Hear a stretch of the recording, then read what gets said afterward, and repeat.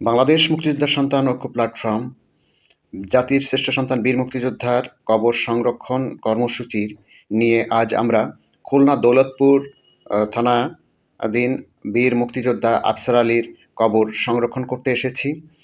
আমরা এসে যা দেখছি, কবরের কোনো চিহ্ন আমরা খুঁজে পাচ্ছি না, এমনকি সীমানাও নির্ধারণ করা যাচ্ছে না। তাই তাদের পরিবারের সহযোগিতা নিয়ে, এলাকার লোকজনের সহযোগিতা নিয়ে আমরা কবর সংরক্ষণ করতে যাচ্ছি। বরাবরের মতন বাংলাদেশ মুক্তিযোদ্ধা সন্তান ঐক্য প্ল্যাটফর্ম কবর সংরক্ষণ করার টিম আমার সঙ্গে আছেন এবং পরিবারের সদস্যদেরকে নিয়ে আমরা তার কবর সংরক্ষণ করব। আমাদের সঙ্গে থাকবেন ইনশাআল্লাহ। তাই কথা না বাড়িয়ে চলুন আমরা কাজে ফিরে যাই, আর আমাদের সঙ্গে থাকুন। আমাদের এই বীর মুক্তিযোদ্ধার কবর সংরক্ষণ করতে পারি, এজন্য আমাদের জন্য দোয়া করবেন ইনশাআল্লাহ।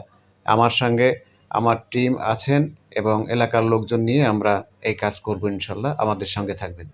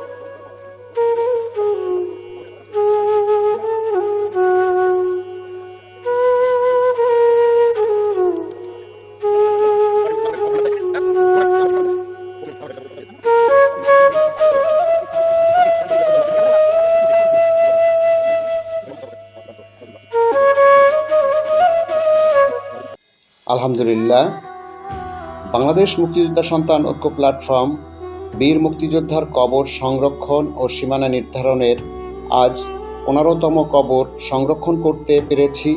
আমরা খুলনা দৌলতপুর থানা বীর মুক্তিযোদ্ধা আফসার আলীর শেষ অস্তিত্ব কবরকে আজ আমরা অনেক জল্পনা কল্পনার পর সংরক্ষণ ও সীমানা নির্ধারণ করতে পেরেছি।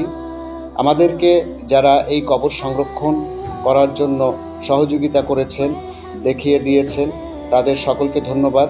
তার পাশাপাশি দেশের সকল মুক্তিযোদ্ধার সন্তান নামীয় সংগঠনের সকল সহযোদ্ধা ভাইদেরকে বলবো, আসুন আমরা বীর মুক্তিযোদ্ধার শেষ অস্তিত্ব, তাদের কবর, এটাকে সংরক্ষণ করি নিজ নিজ দায়িত্বে এবং আগামী প্রজন্ম এবং সাধারণ মানুষের কাছে তাদের শেষ অস্তিত্বটাকে যাতে তুলে ধরতে পারি এবং তাদের সেই শেষ অস্তিত্ব দেখে যেন তাদেরকে সম্মান করতে পারে। ইতিমধ্যে বাংলাদেশ মুক্তিযোদ্ধা সন্তান ঐক্য প্ল্যাটফর্ম কেন্দ্রীয় কমিটির সিনিয়র সহসভাপতি MS কবিরকে বলবো, আসলে উনি খুলনা থাকেন, উনি খুলনার ছেলে।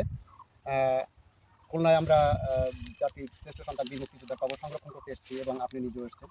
তো এটাও আপনার কর্মসূচি, বাংলাদেশ মুক্তিযোদ্ধা সন্তান ঐক্য প্ল্যাটফর্মের কর্মসূচির মধ্যে আপনিও বাইরে না। তো এই যে আপনি কবর সংরক্ষণ করতে আসছেন আজকে প্রথম, তো আপনার কি অনুভূতি? আসসালামু আলাইকুম। কি হাল আল কুমুর? আজকে আমাদের মোশাররফ ভাইয়ের পিতা জনাব আফসার উদ্দিন বীর যোদ্ধা, তার কবর সংরক্ষণ করতে আসছি আমরা। আমি এতে গৌরব বোধ করি এবং পাশাপাশি আমার সহযোদ্ধা, আমার সংগঠনের সভাপতি জনাব শামীম বিশ্বাস আমাকে তার সাথে রাখার জন্য আমি তাকে আমার মন থেকে তাকে স্যালুট জানাই এবং ধন্যবাদ জানাই যে তিনি এমন একটা মহৎ কাজের সাথে আমাকে অংশীদারিত্ব করার জন্য আমি ঐক্য প্ল্যাটফর্ম কেন্দ্রীয় কমিটির সকলকে ধন্যবাদ জানাই। ধন্যবাদ।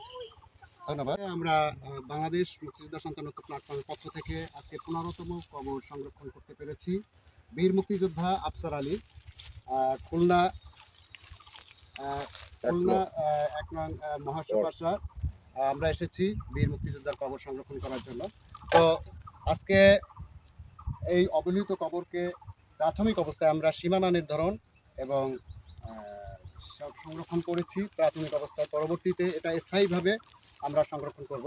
তো বীর মুক্তিযোদ্ধা আফসার আলী, মৃত আফসার আলীর পরিবারের সদস্য, তারই সন্তান। আমি তার কাছে অনুভূতি যে আমরা বাংলাদেশ মুক্তিযোদ্ধার সন্তান ঐক্য প্ল্যাটফর্ম আপনার বাবার কবর সংরক্ষণ করতে এসেছি। এই বিষয়ে আপনার কি অনুভূতি এবং জননেত্রী শেখ হাসিনার কাছে আপনার কোনো দাবি আছে কিনা এই মুক্তিযোদ্ধার কবর সংরক্ষণের বিষয়ে? বিসমিল্লাহির রহমানির রহিম। বাংলাদেশ মুক্তিযোদ্ধার সন্তান প্ল্যাটফর্ম আচ্ছা, ঐক্য প্ল্যাটফর্ম, হ্যাঁ বলো। ওনাদের উদ্যোগে আজকে আমার আব্বার কবর সংস্কার করার জন্য এসেছে এবং সীমানা নির্ধারণ করা হয়েছে।